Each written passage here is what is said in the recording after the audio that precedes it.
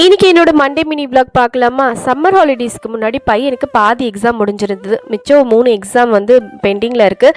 அதுதான் வந்து இனி வர வாரங்களில் எக்ஸாம்ஸ் வந்து இருக்க போகுது. இன்றைக்கி அவனுக்கு இங்கிலீஷ் எக்ஸாம் நடந்தது. நேற்று வந்து ஃபுல்லாக உட்கார வச்சு இங்கிலீஷ் படிக்க வச்சுட்டு இருந்தேன். சரி காலையில் எழுந்து ரொம்ப வந்து கன்ஃபியூஸ் பண்ண வேணாம், ஒரு கிளான்ஸ் மட்டும் பார்த்து அனுப்பலாம் அப்படின்னு சொல்லிட்டு காலையில் சும்மா சொல்லி கொடுத்தது ரிவைஸ் மட்டும் பண்ணிவிட்டு ஸ்கூலுக்கு அனுப்பியாச்சு. இன்றைக்கி காலையில் பிரேக்ஃபாஸ்ட்டுக்கு வந்து ப்ராக்லி போட்டு பாஸ்தா தான் வந்து செஞ்சுருந்தேன், மசாலா சீஸ் பாஸ்தா.